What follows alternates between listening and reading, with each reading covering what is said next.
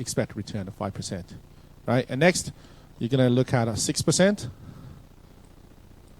right? And then you find another efficient portfolio, 7%. So for each given level expected return, we're going to identify the portfolio with the lowest standard deviation, right? And finally, you can connect all the portfolio and you get a curve. And this curve is what we call the efficient portfolio. Okay, efficient portfolio. So for all the efficient portfolios, they are located on these efficient frontiers. Okay, so that's what we actually discussed last week, efficient frontier and efficient portfolio. And we mentioned that efficient portfolio, so the investors will only look at these efficient portfolios for the investment.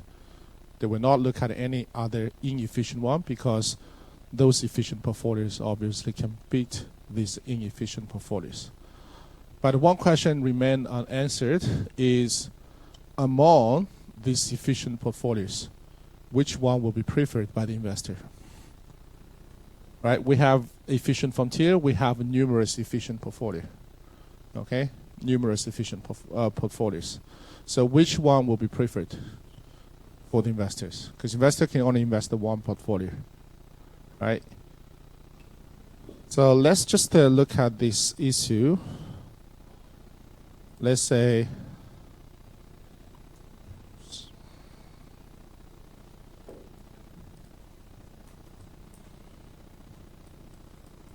so let's suppose this is an efficient frontier, and for this XY graph, the x-axis is standard deviation, the total risk, and the y-axis the expected return.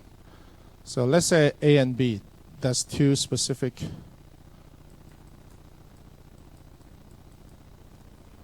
efficient portfolio. Okay, so we just selected two efficient portfolios. So which one will be preferred by the investors? So based on the knowledge we have, right?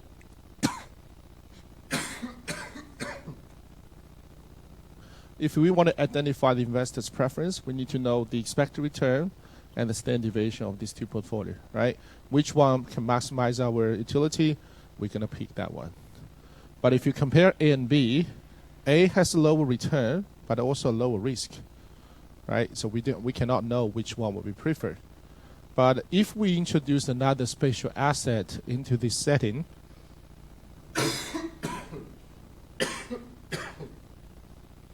and we are able to tell the investor's preference, and we are also able to identify the optimal portfolios on this curve. Okay, and this special asset, let's say, is the risk-free asset. Okay, so that's the risk-free asset. So if we have the information of the risk-free asset, and then we can know which efficient portfolio will be preferred. Okay, so now I give you two investment options. The first investment option is risk-free asset plus the efficient portfolio B. And the second investment option is risk-free asset and efficient portfolio A. Right? So this is the complete portfolio, right? That's the combination of a risk-free investment and risky investment. So if you're looking for risk-free investment, you're going to focus on the risk-free asset. If you want to make some risky investment, you will only focus on the portfolios on this efficient curve, right? So that's the two combinations you can have. So can anyone guess which combination will be better for the investors?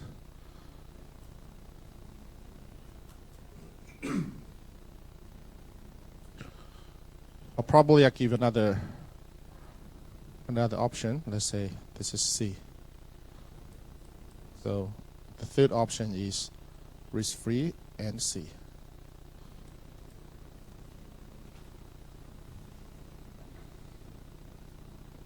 Which combination will be preferred? Any guess? Just guess.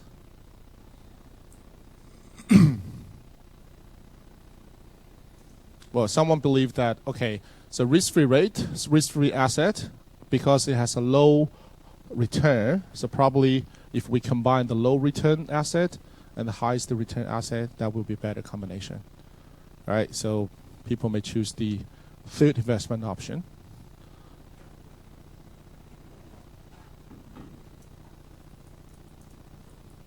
Well, in this case, you have to think about the potential portfolio you can construct based on these three different investment options. Right? For example, for the first one, RF and B, if you have a combination of risk-free and B, your investment choices actually will locate on the straight line between RF and B. Make sense? So if you connect the straight line between RF and B, so the first investment combination, right? That's this straight line includes all the possible investment portfolio you can construct, right? For example, half to RF and half your capital to B, then this portfolio should be the middle point, right, on this straight line. Let's look at the investment. Let's look at the second investment option. That will be the straight line between RF and A. So now can you tell me, at least for 1 and 2, which one will be preferred by the investor? Which one? The first one or second one?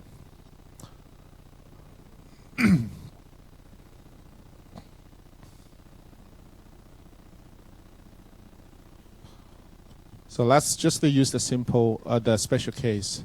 Okay, half to risk-free and half to risky, right? It should be in the middle point. And this is the second.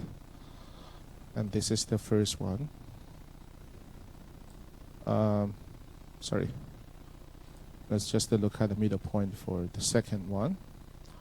So if you put half to risk-free and half to A, you will actually end up with a portfolio, right, in the middle point on this straight line. But you can always find a better portfolio with the first combination that is right above, right, this special portfolio constructed. So this is the first combination. Okay, I'm going to repeat it again. So any portfolio you construct with the second combination, right, with RF and A, you can always find a better one with RF and B, because that straight line is right above the any portfolios on that straight line is right above the portfolio with the second combination. Okay, so at least from this comparison, we can know B is preferred, right, compared with A. So B will be better than A, because we can construct a better portfolio with B rather than A, right? So what about the C? You can still connect the RF and the C, right? So if you compare the second combination and the third combination, which one will be better?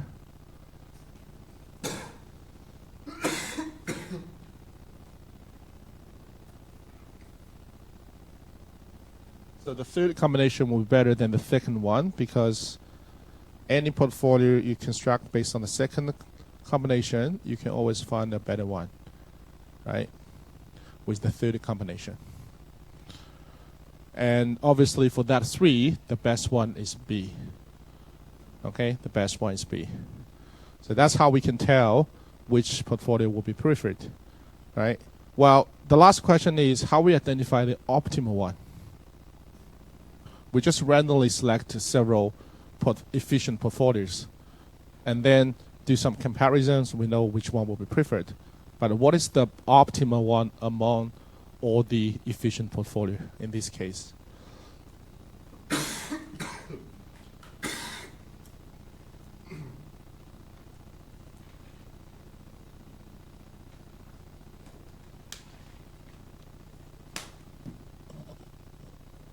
Then we have to look at the characteristic, right? In this case, you have to look at the characteristic of portfolio B and why it beat the other two.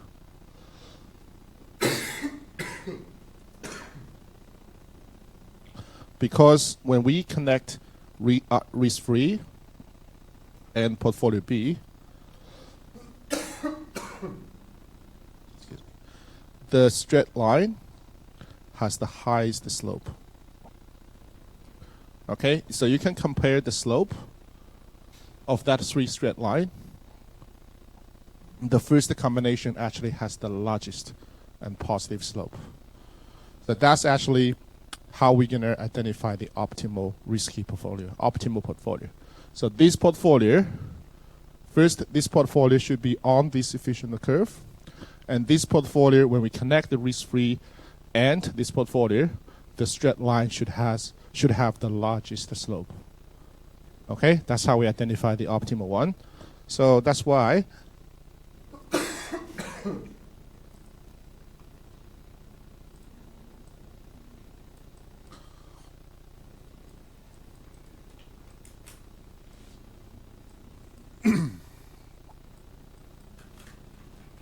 so we try to find a portfolio, and this portfolio, when we connect this portfolio and the risk-free rate, the straight line has the largest slope. Okay, and actually this straight line will be tangent to this curve, and that portfolio will have the largest slope. Okay, and this portfolio we identified, we called M, is the optimal risky portfolio. So M will beat any other efficient portfolios in this setting. Okay, and as a rational investors, you will only choose the M for investment. Okay, for the risky investment, you will not choose any other efficient portfolio. And actually, this straight line is what we call the capital allocation line. That's what we call the capital allocation line. And this capital allocation line, think about the combination we have, is risk-free and M portfolio. Okay, so if you want to make risk-free investment, you will look at the risk-free asset. If you want to make a risky investment, you will only look at M portfolio. Okay, so any portfolio on this capital allocation line is just a combination of risk-free and M portfolio. Right? With a different weighting scheme, you may have a different portfolio on this line. And this capital allocation line will become the new frontier, we said the efficient frontier for the investors. So people will only look at the portfolios on this capital allocation line. Okay, these are the best portfolios we can construct. And in terms of the portfolio we will choose, ultimately, it just depends on your degree of risk averse. If you're more risk averse, it means that you will put more capital into risk-free rate asset. And if you're less risk averse, maybe you will put more capital to the M portfolio. Okay?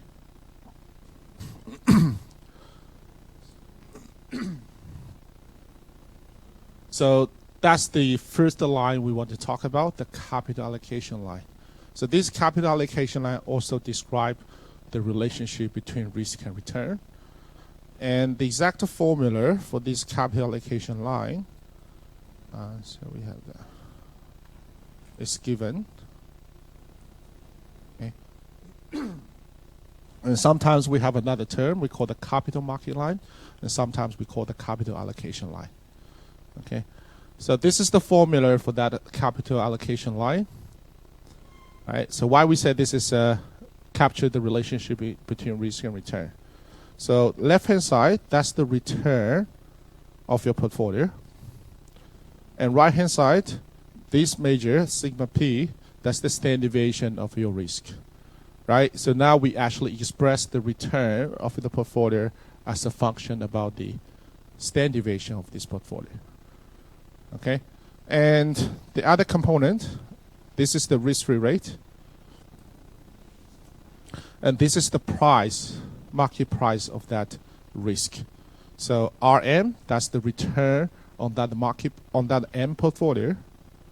Okay, optimal one. And sigma M is the standard deviation of that market portfolio, of that M portfolio. Okay, so this whole term in the bracket capture the market price of the risk, and that should be a positive number.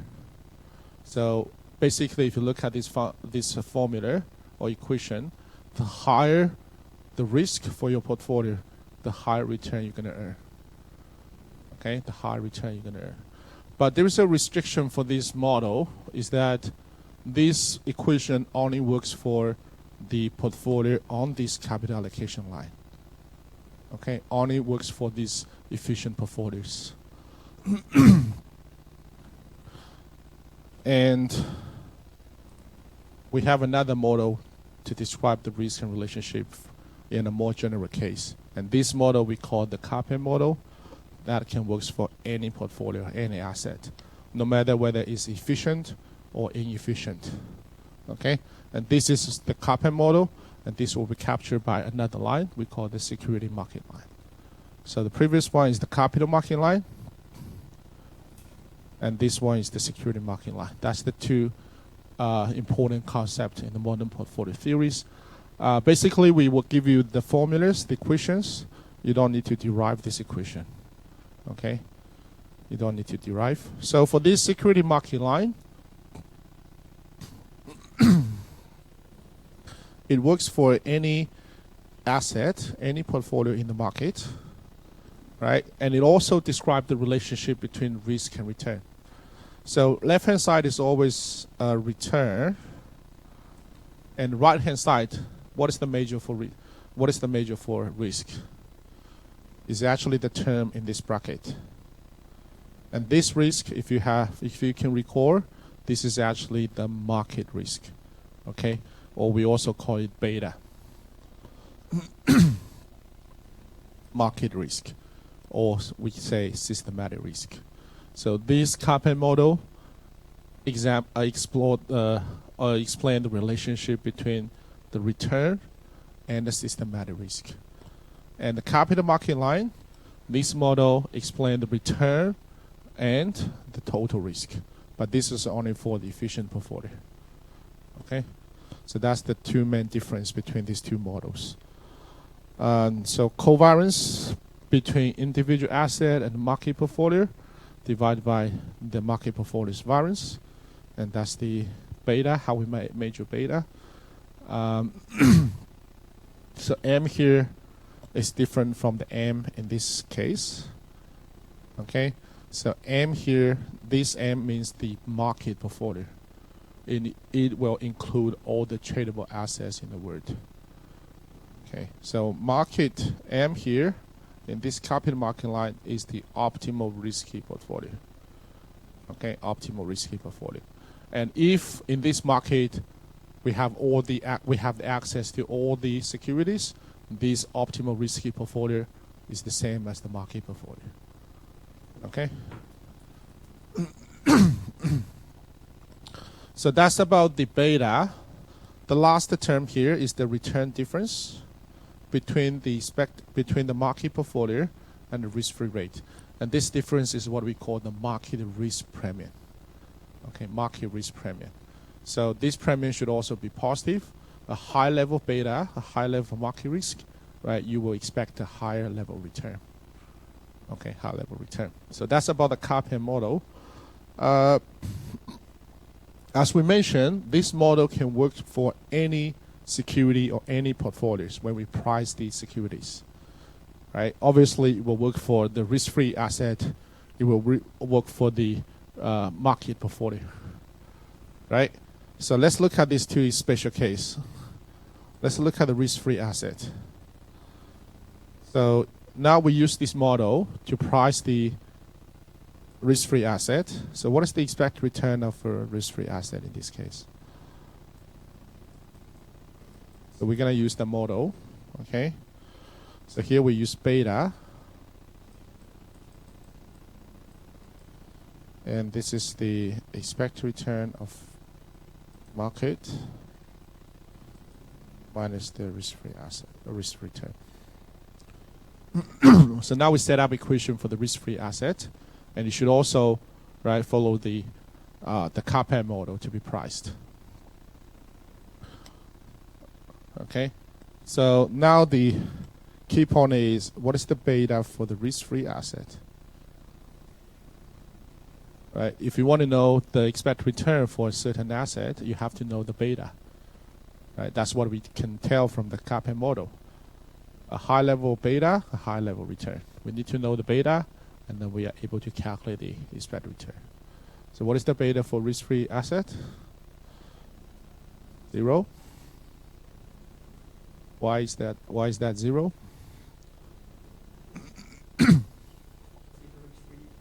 It's the risk-free, right? So risk-free asset means the total risk will be 0. And total risk can be divided to systematic risk and non-systematic risk. Since the total risk will be 0, the systematic risk will also be 0, right? And non-systematic risk will also be 0. So beta will be 0. So now we're going to plug in this 0 to that CAPM. And what do we get? So the second term will be 0, right? Because that's a product of 0 and another number, and that will be 0. So expected return will be RF, right? So that makes sense. The risk-free rate equals to risk-free rate. That's the first special case. Let's look at another special case, the market portfolio. So let's value the expected return of a market portfolio.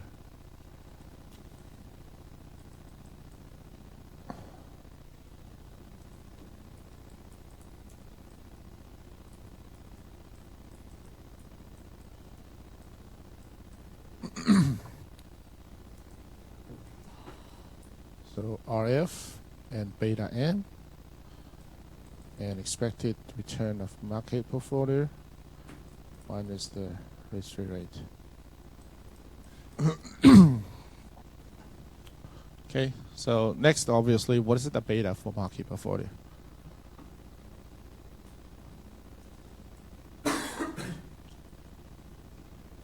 You need to know the beta first, and then we're able to estimate the expected return of this portfolio.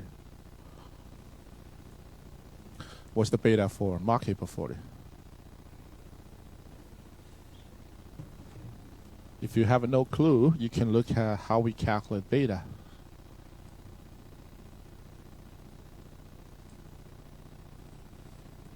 So beta for market portfolio will be the covariance between market portfolio and the market portfolio divided by the variance of the market portfolio. Right? What's the value for that ratio?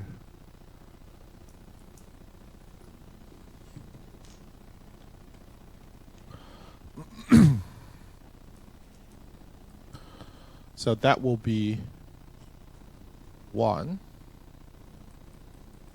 because the covariance between RM and RM will be the same as the variance of the RM. So that's why the numerator will be variance and the denominator will also be variance of the market portfolio. So that beta M will be 1. Oops, that's not 0. Sorry, that's 1. Okay. And then you can plug in that 1 to the back to the CAPM model. You will find the expected return of market portfolio will be the same as, will equal to the expected return of market portfolio. So this equation can also hold for the market portfolio. Right? So here I just want to illustrate that the CAPM model can actually work for any securities, any portfolios. And for the capital allocation line, it only works for the efficient portfolio. You cannot price the inefficient portfolio with that CAL model. But you can use the CAPM model, the security market line, to price any securities or portfolios in the markets. And also, you have to be aware that for these two spatial assets, the beta will be 0 for risk-free, and the beta for the market portfolio will be 1. So sometimes we don't offer that information in the questions. Okay, you should keep that in mind. So this is two spatial assets. We have a two spatial number for that beta. So that's about the CAPM model. So that's another model to describe the relationship between risk and return. But here the risk is different, is the market risk. Okay?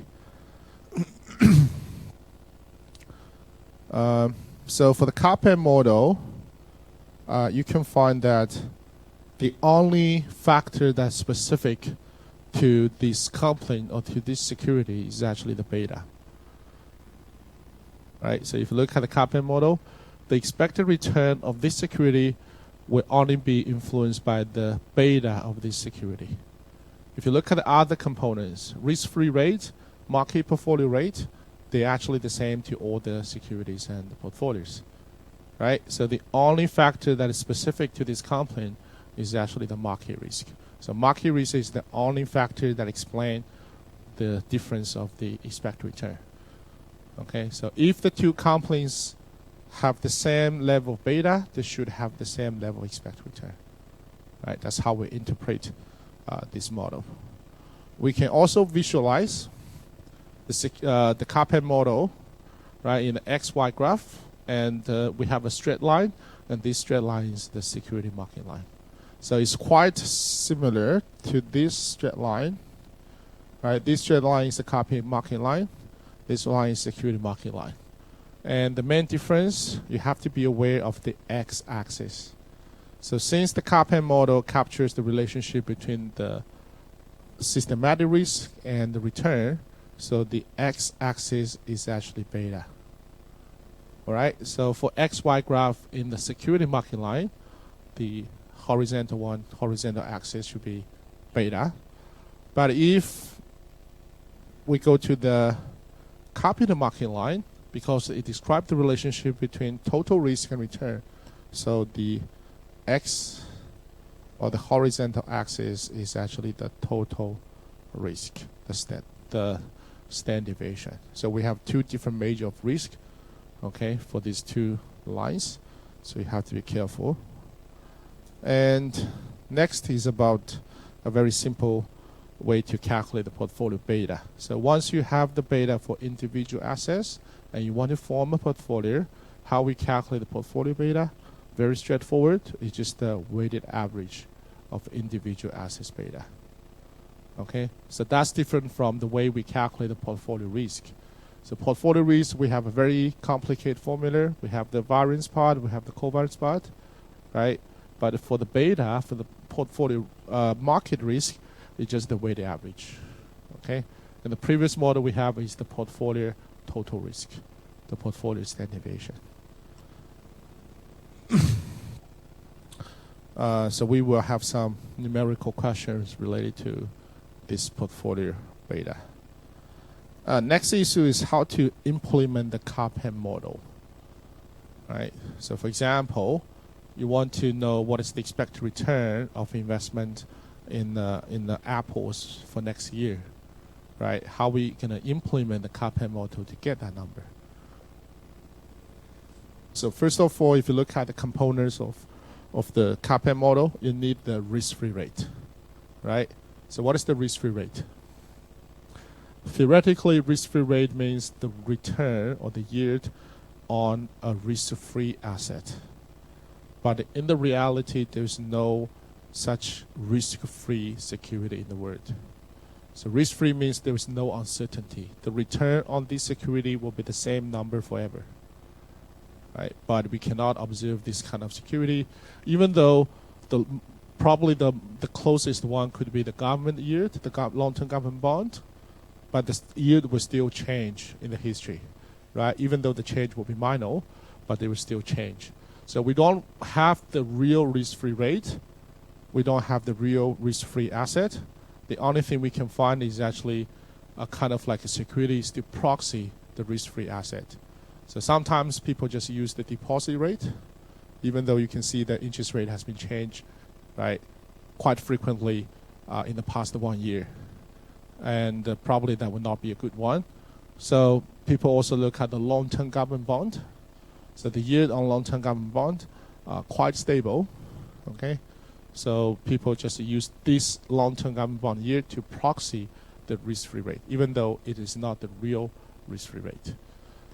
Next is about the security systematic risk, beta.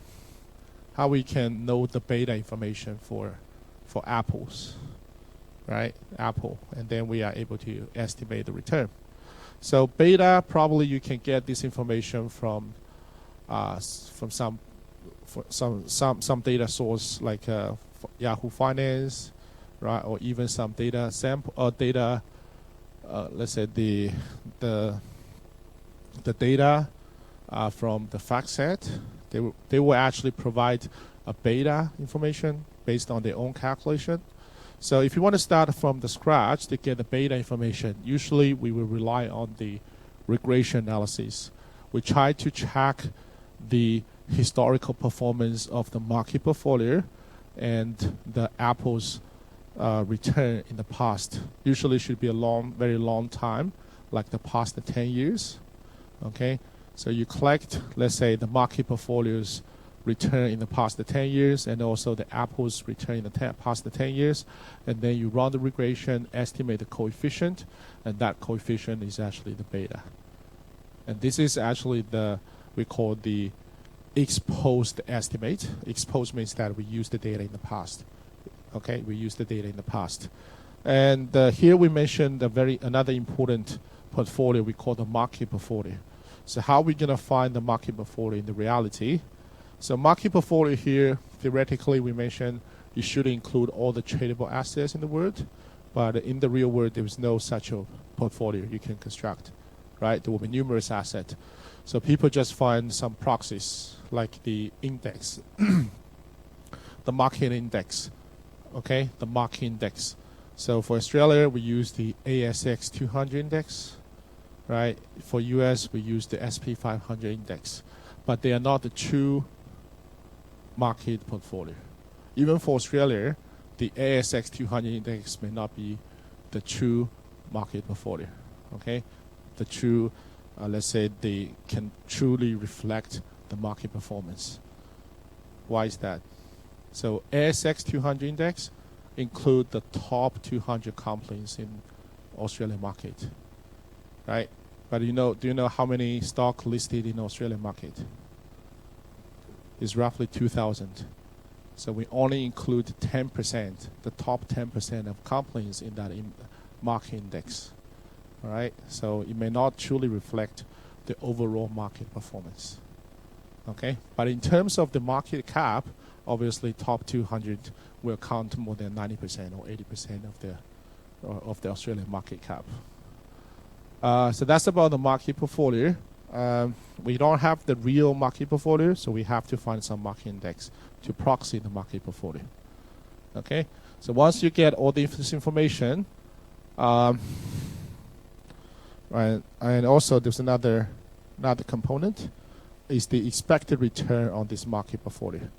So market portfolio, the expected return of the market portfolio should be forward-looking. It's not the historical return of this market portfolio. So where we can get this information?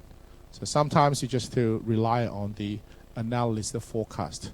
So there could be some professional investors, they would give their own forecast in terms of the market performance in the future, or probably they will directly give their opinions in terms of the investment on certain stocks.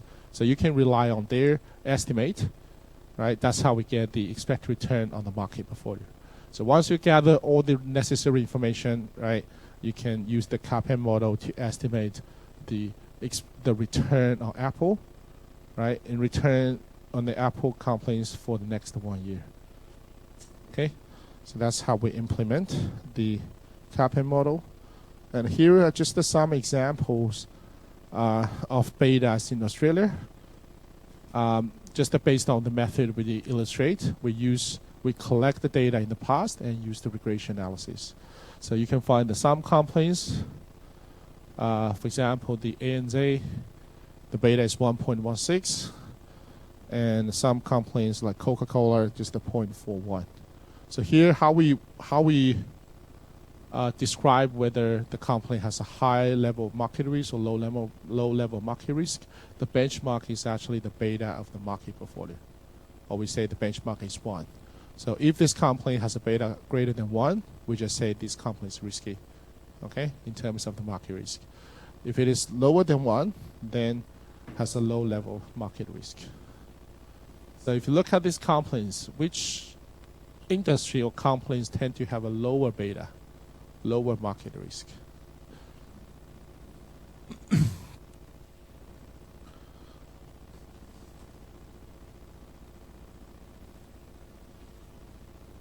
So Coca-Cola, just 0.41, right? Woolworths, 0.46.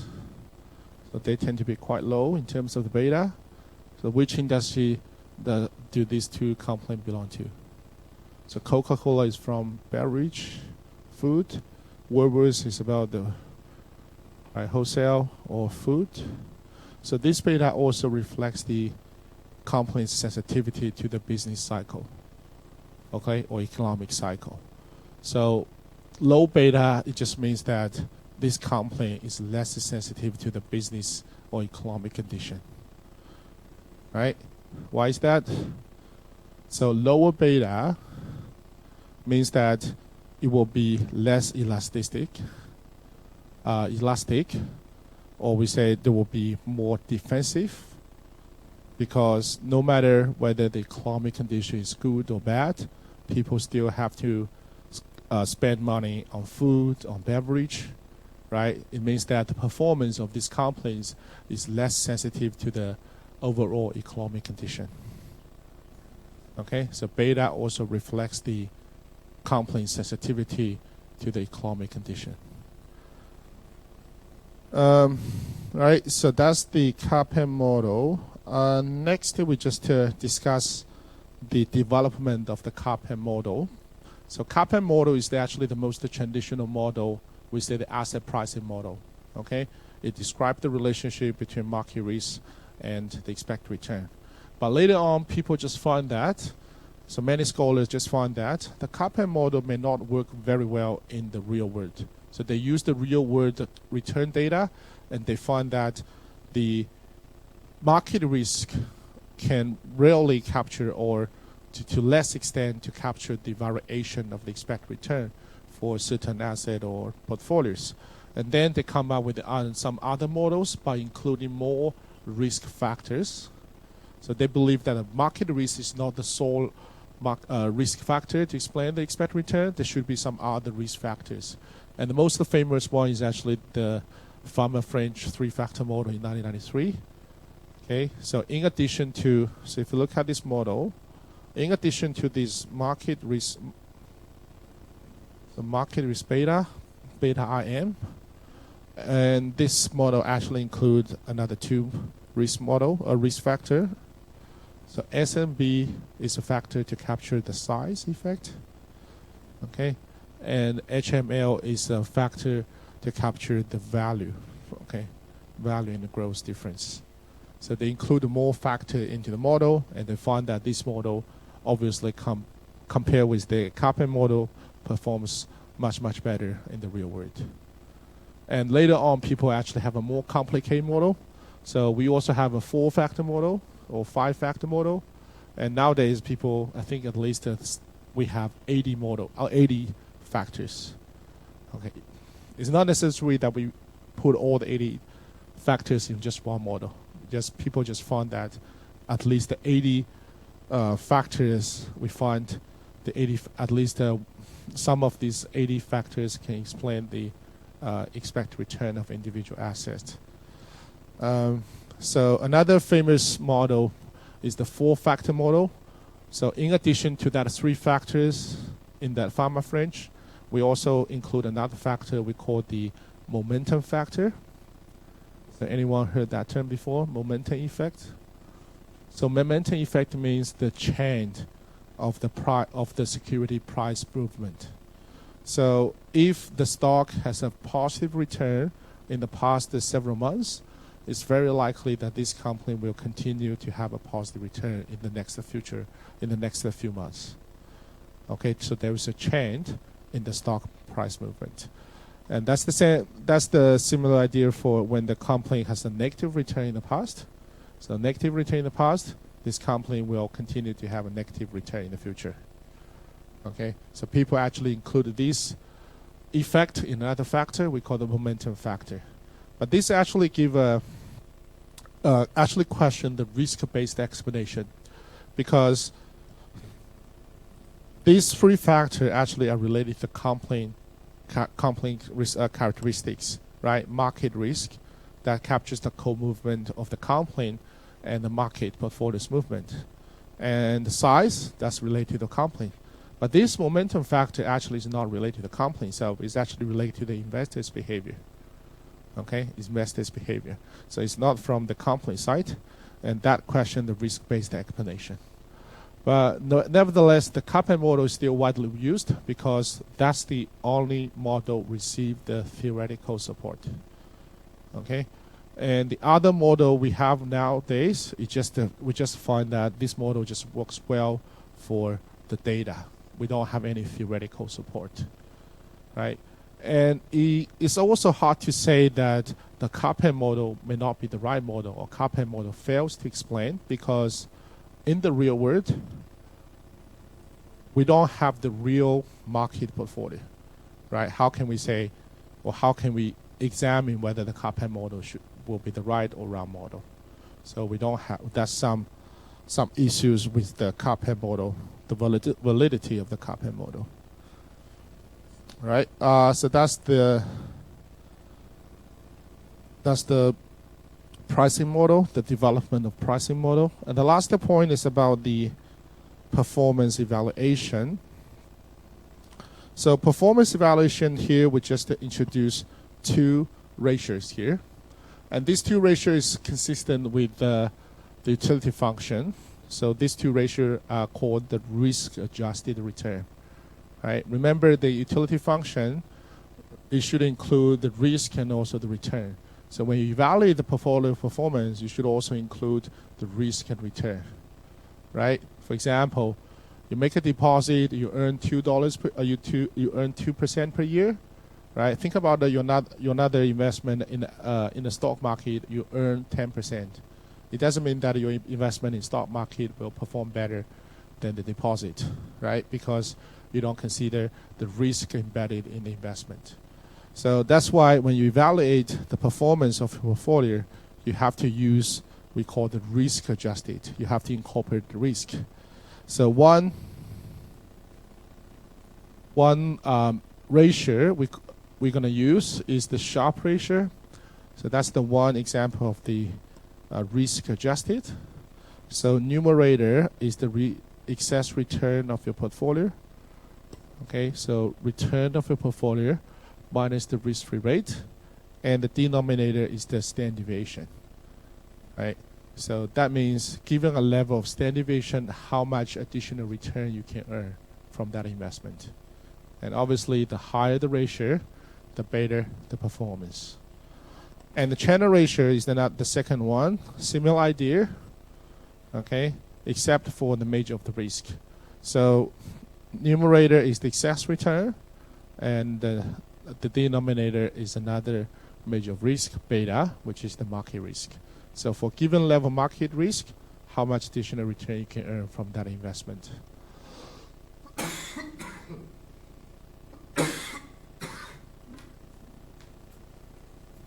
So when we evaluate use these two ratios to evaluate portfolio performance, we can either use the ex-post measure or ex-ante measure. Ex-post measure means that we use the historical data. So in this case, we're going to use the historical average return. Okay?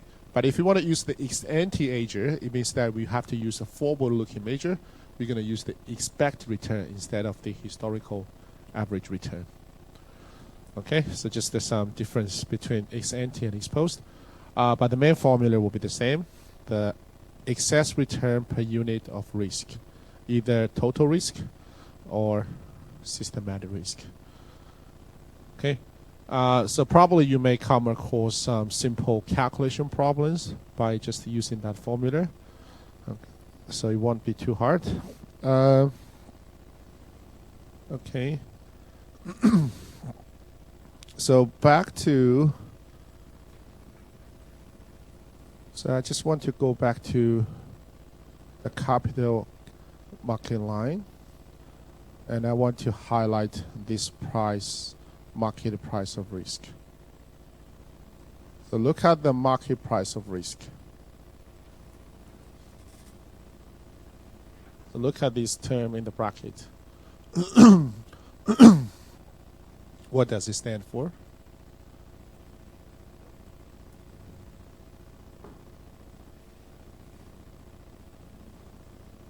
That's actually the ratio we just covered.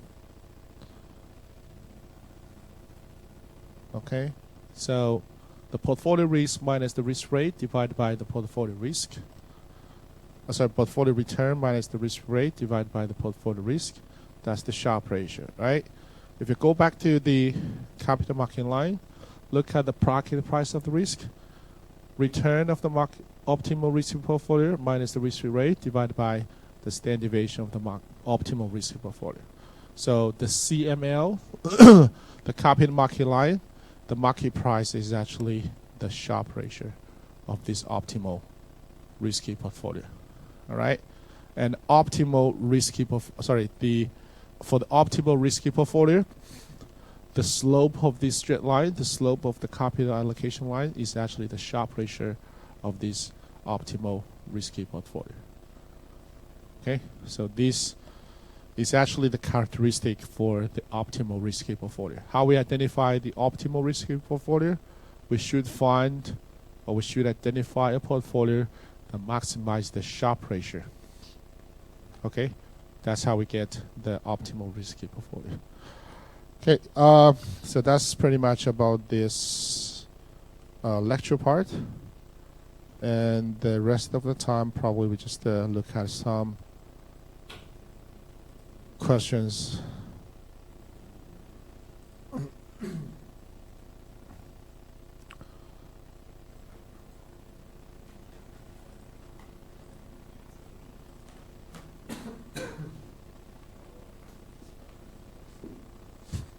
So we just look at two questions. One is about three questions. So one is two advanced question and the first fundamental question. So this one is related to the portfolio beta. All right, so let's look at the question 5 first. So assume Woolworths shares beta is 0.9. The 12 months risk-free rate of return is 6%. Market risk premium is 7%. Can you outline a strategy for investor if currently Woolworths shares are priced to achieve a 15% per year return? All right, so first, can you calculate the expected return implied by the CAPM model? Let's assume the CAPM model is the right model. Okay, so what should be the expected return for Woolworths shares based on this information?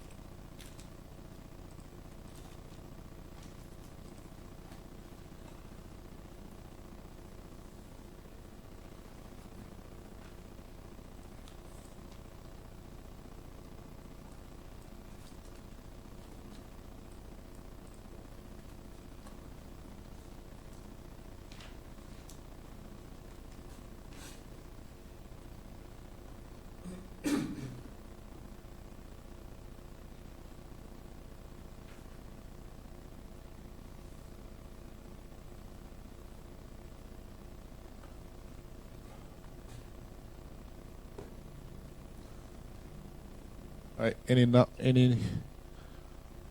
get the number for the expected return implied by the CAPM model? What is the expected return? What should be the true expected return for Woolworths shares?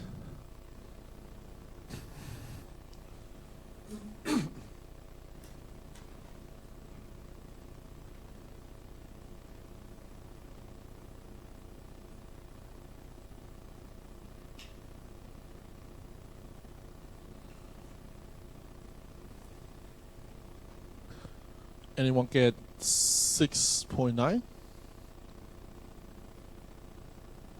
Anyone get 6.9?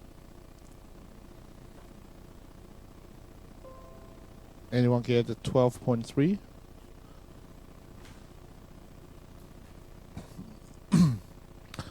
Right, so we can plug in the number from the question. Risk-free rate is 6%. Okay. Beta is 0.9. So market risk premium is 7%. What does the market risk premium mean here? So if you can come across a term say premium, usually it refers to excess return. Okay, it's a return difference. So market risk premium here means the return difference between market and the risk-free rate is 7%. All right, so we're gonna multiply by 7%. So 7% here is not the market portfolio's return. It's already the return difference between market portfolio and the risk-free asset. Okay. So that will be 12.3%. Not 6.9. It's 12.3%. The market risk premium. Premium means additional return. Okay, excess return. Right. So now we can know that the true expected return should be 12.3%. However, Woodward shares are priced to get a 50%. So it just means that currently Woodward shares are mispriced. Okay, mispriced. Right? So are they overpriced or underpriced?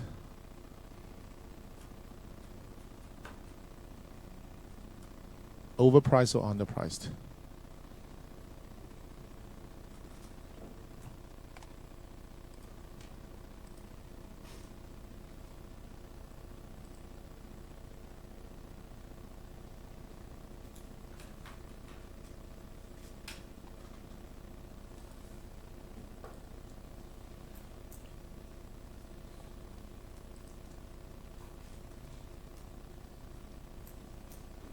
So if not quite sure whether they're overpriced or underpriced, you can just, let's say just some numerical example here. Let's say if the true price is $10 times 0.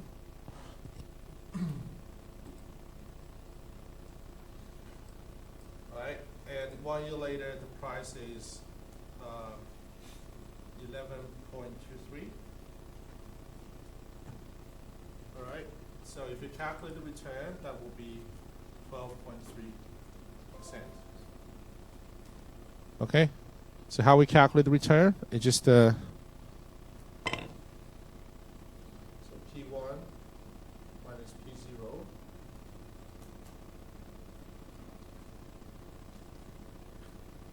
All right. So that's the formula to calculate return.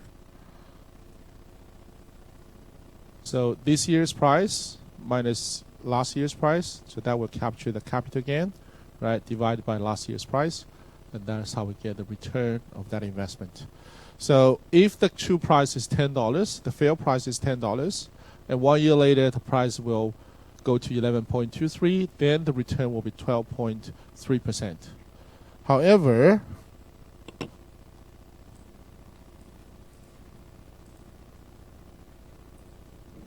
currently the price is a different number. It's not 10, right? Currently, Woodward shares is the price of Woodward shares is a different number. It's not 10, and currently this price will make that in return at 15%. So probably you need to calculate what is the market price at time 0 that makes this investment with the annual return at 15%. And then we can know whether it's overpriced or underpriced. Right?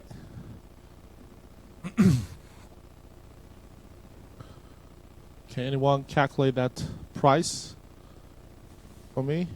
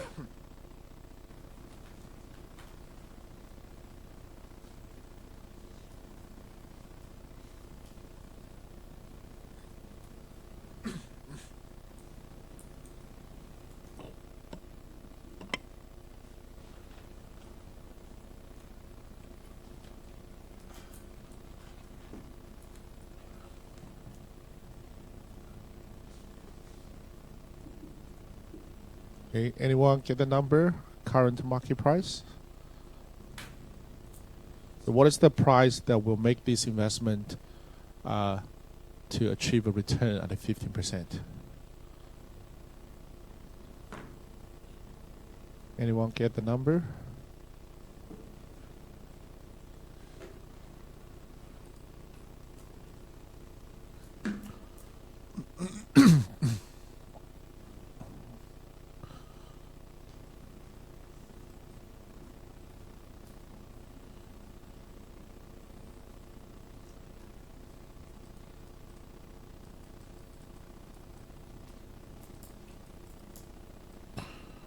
If we assume the price at time 0 is x, right?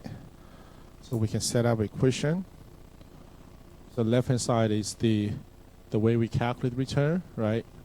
So x is 9.766. Okay, so currently the price is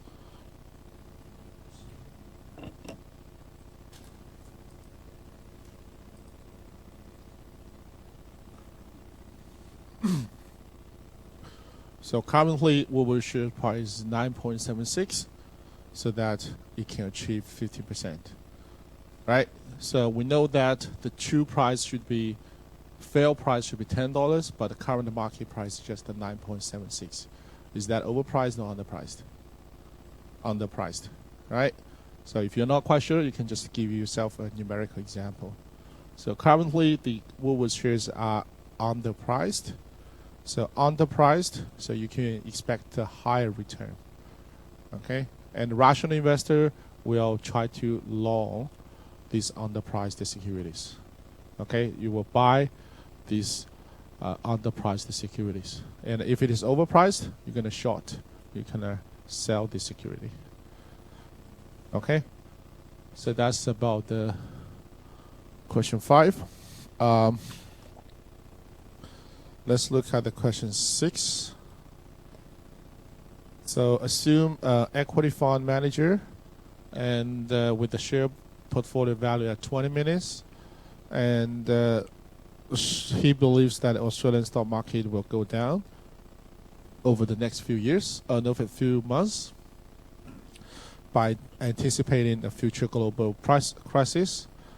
So what could be a good investment strategy for managers? So how the manager will rebalance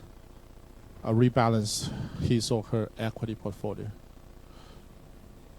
So what is the possible way to hedge against the potential global financial crisis?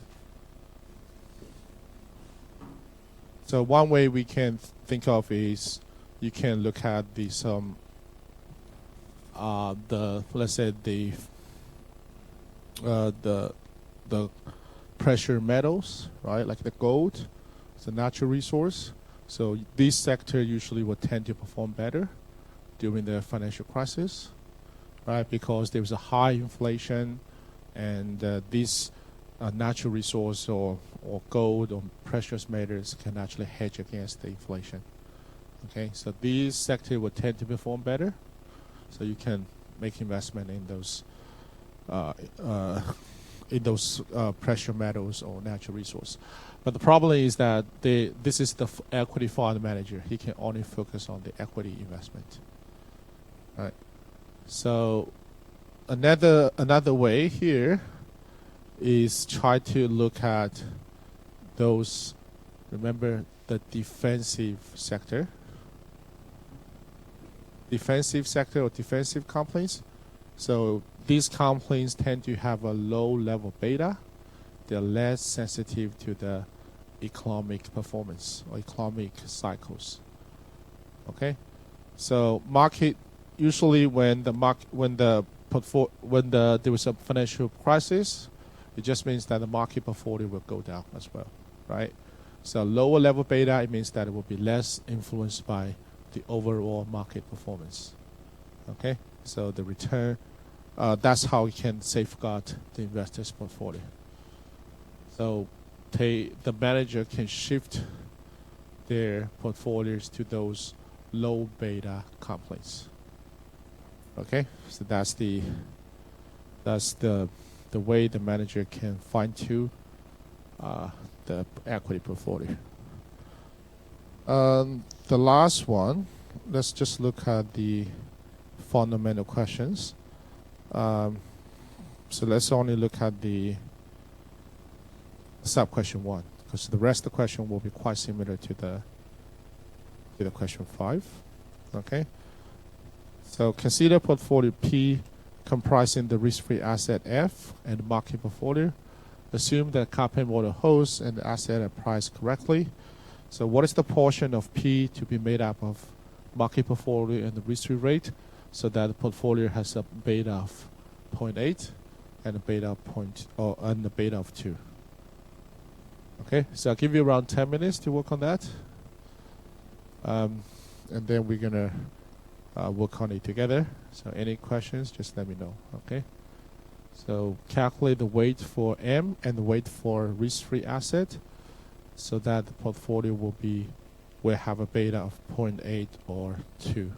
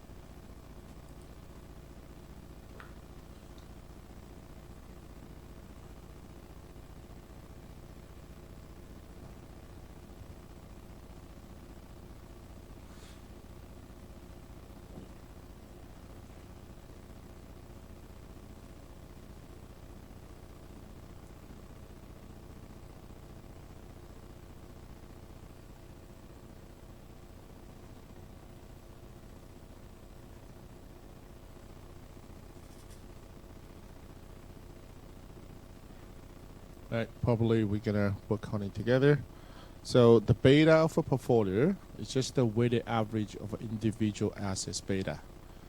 Right? So here we have two spatial assets. One is the risk-free asset, one is the market portfolio. Okay? And the only information we have is the complete portfolio P has a beta of 0.8. Right? So now we just write down the equation for the portfolio beta. And we find that we don't have the information for the weight and also the beta for these two. Right? That's what we mentioned before. Sometimes we usually will not offer this information. So anyone can recall what's the beta for risk-free? 0, right? So that's 0. What about the beta for market portfolio? Anyone can recall? Right? 1. Okay? So beta for market portfolio is 1. So I'm going to plug in this number, 1, and this is 0. Okay, so the risk of the weight, the first term is the product of the weight and the 0, right? So the product should be 0. And what is left is the second term, right? So we can easily calculate double M is 0.8, or we say 80%. So what about the risk-free, the weight for the risk-free asset?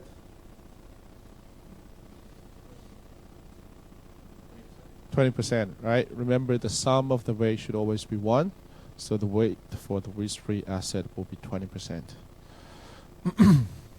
Okay, so you should allocate 80% of your capital to market portfolio, and 20% of your capital to the risk-free asset. All right, and if you look at this question.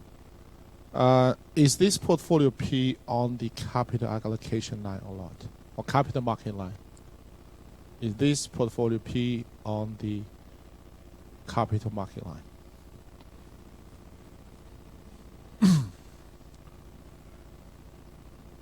How we define the capital market line?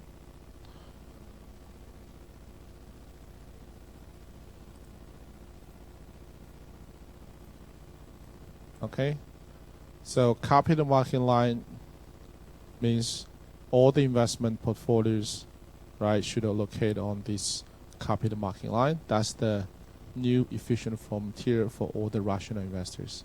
And if for this market we have the access to all the security in the world, then this optimal risky portfolio is also the market portfolio.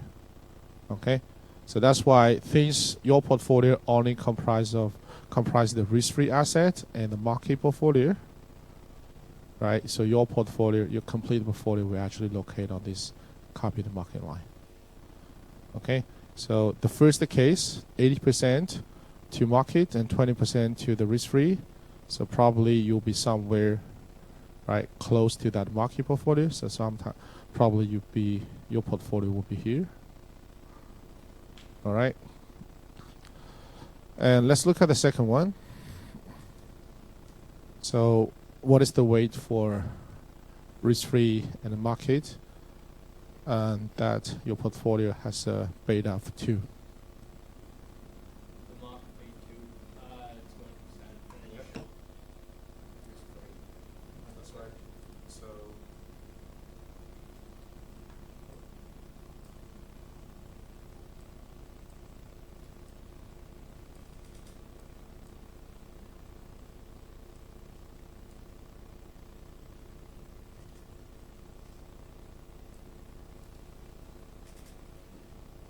okay.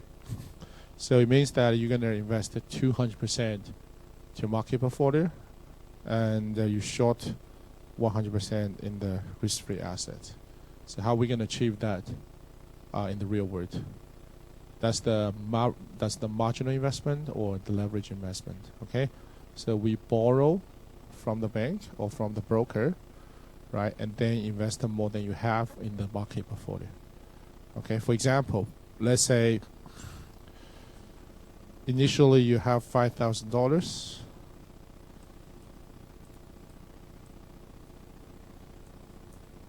Okay, $5,000, and you borrow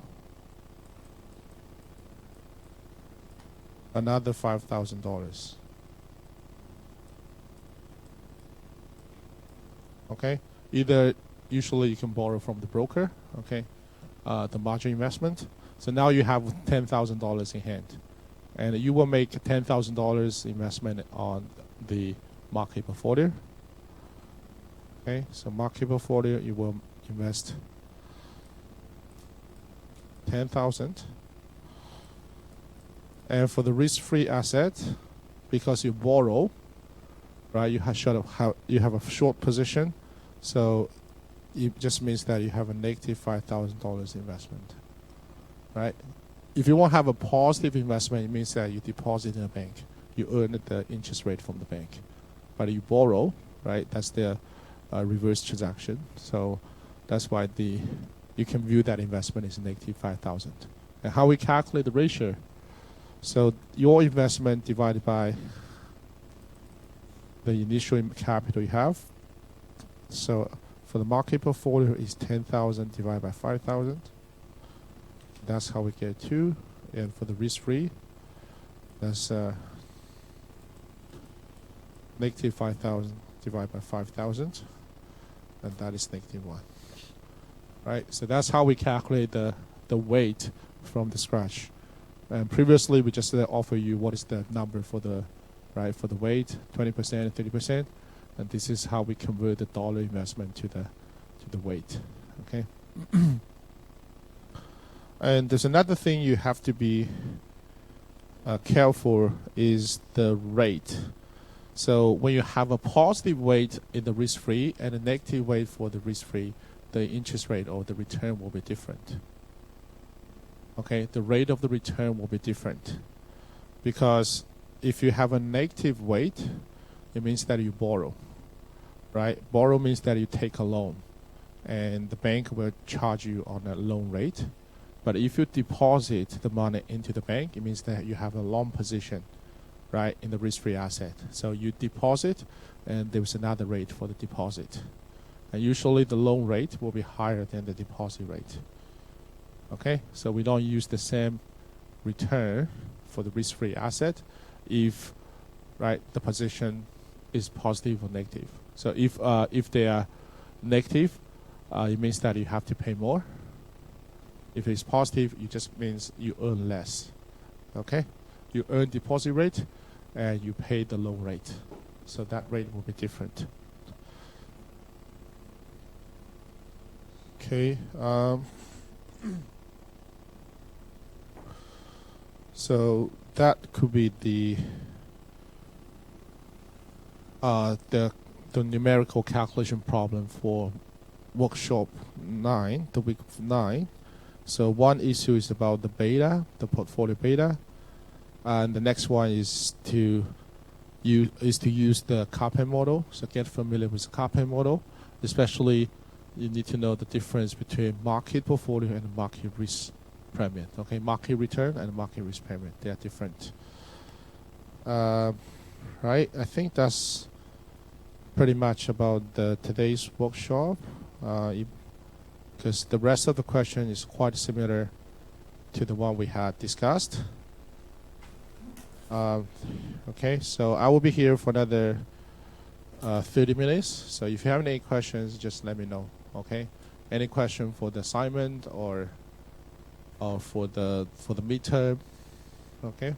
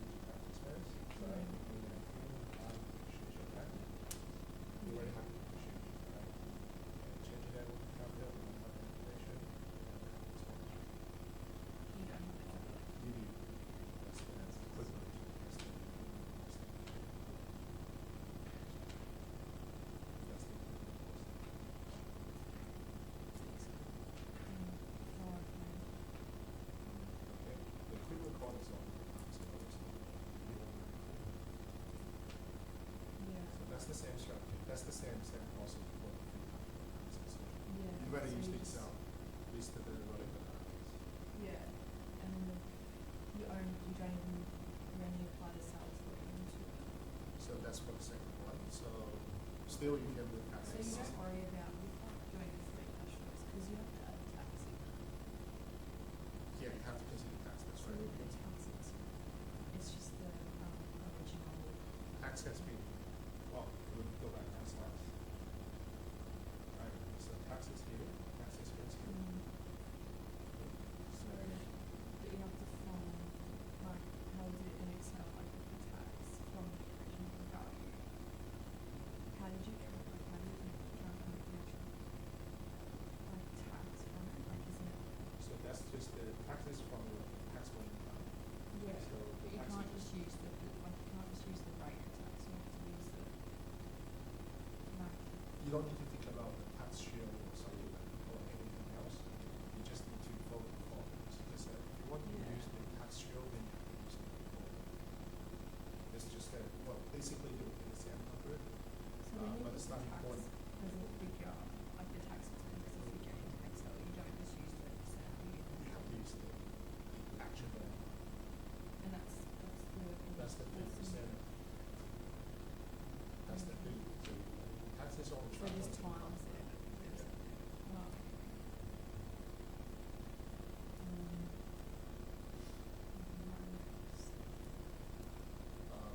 Probably just these terms in Excel. Yeah. Okay, follow the way, just follow the examples we have. And just with the question about the private form, I was just thinking like I know like the price, like you said like the price of food is today. Let's say if you say that the price a year later because like if the price of the government bond, 5-year government bond, and then looking at it a year later, do you just go with that same formula as but with 6 years? Well, we do use the same formula. So the price in the future is determining the cash flow after the capital. For example, 1 year later, what should be the price of the bond? Is determined by the cash flow after. So if you can calculate the present value of the cash flow after the bond, so if you go to the well, we don't have the similar one because we have the commercial paper pricing. Yeah. But that's not the same. You wouldn't use that. You don't use the same formula, but the idea is the same. You calculate the price in the future, you still only consider any cash flow after that time.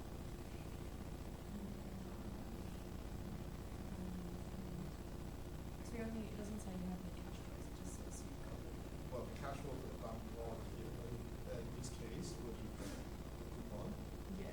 and the face value. That's the cash flow. Yeah, so I've done like that part right and how it's just like That's the current price, right? Yeah. So step The in issue. 5, yeah.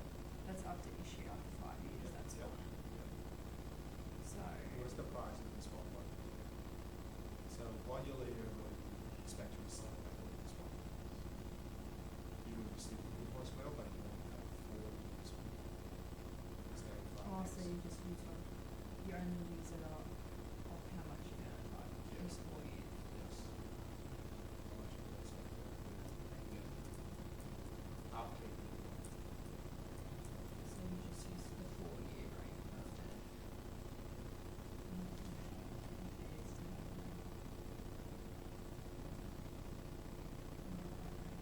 But that's what you do, isn't it? Like you just use that same formula but with 4 years.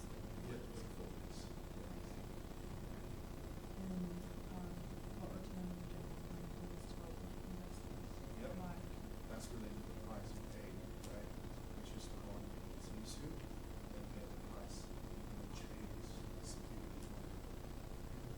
I just can't find any examples like in the slides for that. What did you have one in the workshop version?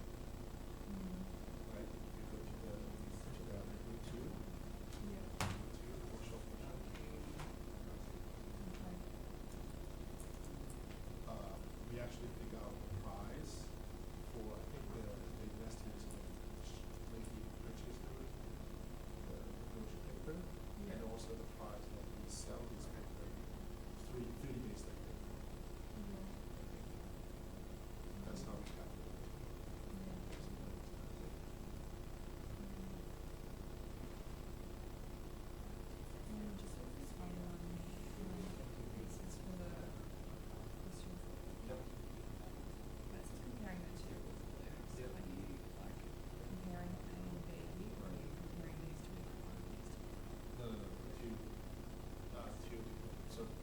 not about the asset anymore. It's actually comparing these this one and two this one. transactions. Yeah, okay. So yeah, then we have to calculate the expected return for these two. And then you can Am I going to like pursue the research just so am I able to see like another time from outside of last yeah, definitely. We can have a consultation hours by Monday. Yeah. So usually I'll be free on Thursday and Friday. Can I do Thursday? Thursday, tomorrow, okay, afternoon. Yeah. After 1 or 2. Yeah. So do I just email you? I just emailed you. Yeah, okay. Alright, yeah, thank you. Right. So I'm just so I've yielded that answer B. So for C and D, do I use that principal account or do I use that principal account still? Right, so, My question. so you should use the new so that's the person. Okay. That's the person for 5 days. Yeah. Okay. Yeah, you use the one you yield in B. It's kind of like refinance the whole, right? Yep. Okay. You want to pay based on the principal, based on the volume, Yeah, and for the sales volume, I know it's not preferred, but is one of the ways to work it out, like calculating MPV and then just trial and error through the sales volume. Yeah, and that would be very hard. Okay. That's the sell. Okay, sweet. Alright, thank you. The break even, is that the right formula? Yep. Yeah. And the NPV. Well, here is one, this is what it is. That big does not mean sales and cash pay dollars, and Okay. it's just on numbers. So, not using that big. So it's, I find the right formula for it. We come to think that. let's just, You need that like 54. yes. Yep. Okay. So you have the free cash flow is calculated minus tax revenue Yep. and plus the depreciation. Alright. Can we fix it? So, my NPV. So that's.